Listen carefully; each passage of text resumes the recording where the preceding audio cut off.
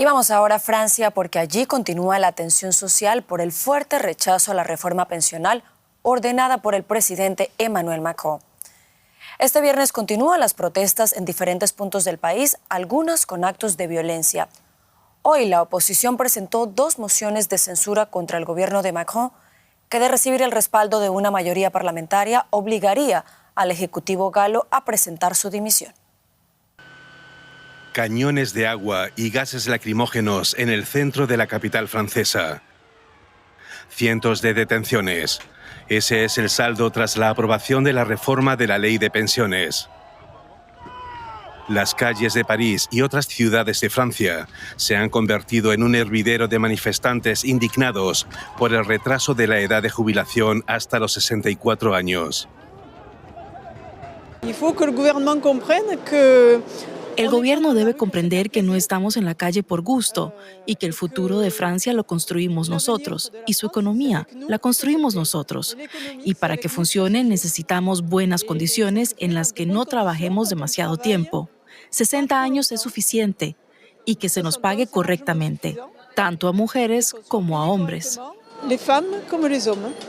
El asediado presidente Emmanuel Macron se enfrenta a acusaciones de comportamiento antidemocrático tras la aprobación de la polémica ley, eludiendo la votación parlamentaria. Según los sondeos, 2/3 de la población están en contra de la reforma de las pensiones. Para muchos las protestas son solo el principio.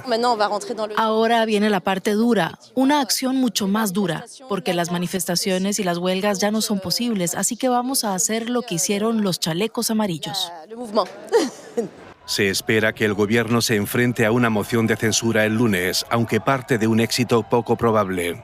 Que Macron se haya impuesto esta vez puede que solo sea el principio de una crisis política mucho mayor. Ampliamos estas tensiones en Francia con la periodista Ana María Ospina, quien saludamos a esta hora en París. Ana María, ¿cuál es la situación este viernes en las calles de Francia? Con las buenas noches para ti, por supuesto.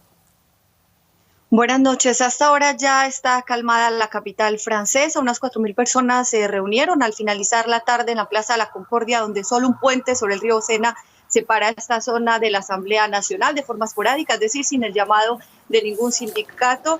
Pues hubo algunas personas que se enfrentaron a la policía y al final 61 de ellas terminaron capturadas. Unas manifestaciones que se repitieron en ciudades como Saint-Étienne, Burdeos, y Lille y Lyon, y se espera que este fin de semana continúen ya por el llamado de algunos sindicatos, esto del transporte, incluso algunas refinerías estarían cerradas, y el próximo jueves sería la gran manifestación nacional, esta vez llamada por los sindicatos, en la que se espera que la gente pues salga masivamente a protestar contra la reforma y sobre todo contra el gobierno de Emmanuel Macron. Ana María, desde hace meses ha quedado claro que esta reforma nacional es muy impopular. ¿Por qué el presidente Emmanuel Macron evitó someterla a votación en la Asamblea? Precisamente porque no contaba con la mayoría absoluta para hacerla aprobar por esta vía del voto, así el Senado lo hubiese aprobado. Varios debates en semanas anteriores que daban el visto bueno, pero la Asamblea Nacional era el voto definitivo. Como sabía que no tenía esa posibilidad, decidió pasar por este artículo que permite dar la orden o pasar por decreto esta ley. Esto lo dijo el gobierno abiertamente después de realizarlo, y es por eso que decide pues pasarlo por 11ª vez, es la 11ª vez que utilizan este artículo, el 49.3, para pasar una reforma, y bueno, la reforma de las pensiones pues fue la 11ª vez que fue utilizada. El gobierno del presidente Emmanuel Macron afronta 2 mociones de censura, lo mencionábamos hace unos minutos. ¿Qué posibilidades hay de que prosperen?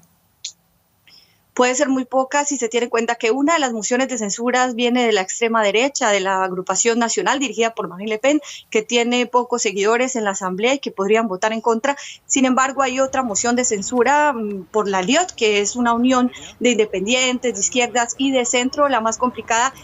¿Por qué puede ser complicado? Porque entre todos estos que están de acuerdo con la moción de censura se suman unos 260 votos en la Asamblea y se necesitan 20 más, es decir, 287 votos en total para que la moción de censura pase. Ahora bien, ¿cuál es la opción? Hacer cuentas invitar a los de la derecha, a los republicanos que están de acuerdo con esta reforma y con el gobierno de Macron de forma general, pues a que algunos se unan a ellos y que pueda votar y que sea favorable esta moción de censura. Pero haciendo las cuentas y sacar la calculadora este fin de semana, es difícil saber si el lunes se votará sí o no en contra del gobierno de Emmanuel Macron, en contra directamente de la primera ministra Elisabeth Borne, que en caso tal que la moción, una de estas pase, pues tendrá que irse del gobierno con todos sus ministros. Pues estaremos muy atentos a esa votación. Ana María Ospina en París, gracias por estas informaciones.